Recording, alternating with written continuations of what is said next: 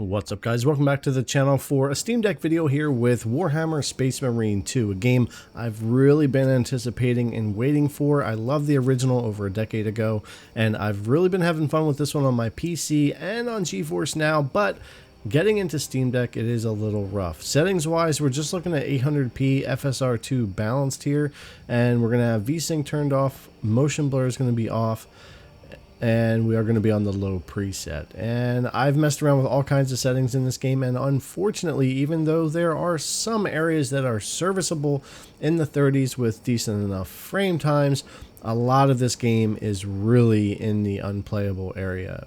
Certainly walking around in your base area is no big deal. You'll have these times where you're going to dip down into the teens and eventually work your way back up depending on where you're at, or you might stay in the 20s depending if you're in another area, but it's not combat related and you can get away with it here. But out in the game, when you're playing missions and stuff, you'll have some areas where there aren't too many enemies on screen, so even though the CPU is getting hit pretty hard and we're GPU bound in those areas as well, and we'll be in the 20s, it isn't a complete mess when it comes to the frame times and the performance, but I would consider this to be pushing it for playable for Space Marine here in an area like this. But a lot of this game takes place in really large battleground and areas with a lot of enemies, a lot of NPCs, and it's really happens a lot, especially later on into the next planet and more missions and stuff like that. This is still a lot of beginning areas where we're not even into some of the biggest battles, and we'll be down into the teens and 20s quite often with frame times that are just horrible to try to play with because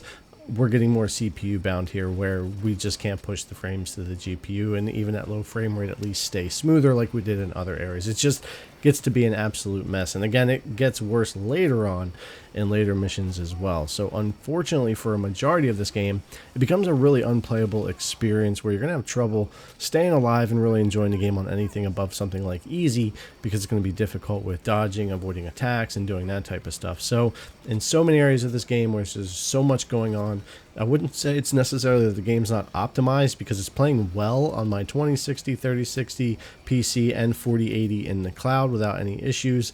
But on the lower end hardware, it's struggling, especially on the deck with the CPU limitations of that 4-core 8-thread that we have here. Again, some areas they'll smooth back out once the CPU is not completely maxed out. We become more GPU bound, but even those areas are going to be very low on FPS. And no matter what I do with settings and play around with it, it just stays pretty rough. So I don't think very many people would opt to get into that on the deck necessarily. But over here on GeForce Now cloud gaming, and I know that's not for everybody, but I use GeForce Now a ton, especially their Ultimate 4080 tier here, and I have this at 800p still, but native with no upscale there, and on ultra maxed out settings across the board here instead of low. And for me here on Wi-Fi with my internet connection, it's a really smooth, good experience. We're really good on the ping here. We are capped to 60 FPS on the stream because it's browser on the deck still, so we can't get to that 120, but it's a really smooth, pretty stable 60 FPS. And I would normally lock the game down to 60 as well to keep it super smooth on the screen, but I wanted to leave it unlocked to see what we had for frame rate here.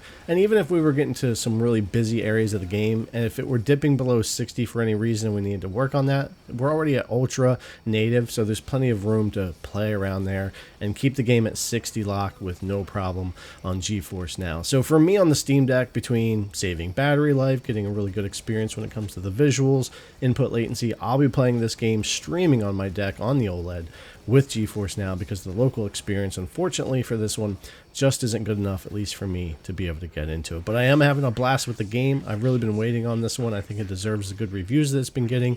I'm looking forward to jumping into some more, and I'll also be testing the Ally X and Legion Go here shortly. So, alright guys, thanks a lot for coming to check out the video. As always, pretty short and sweet. There's only so much I needed to show here because the game just runs very rough locally here on the deck, but GeForce Now is a great experience if you're someone that wants to jump into cloud gaming. Alright guys, thanks again, and I'll see you in the next one.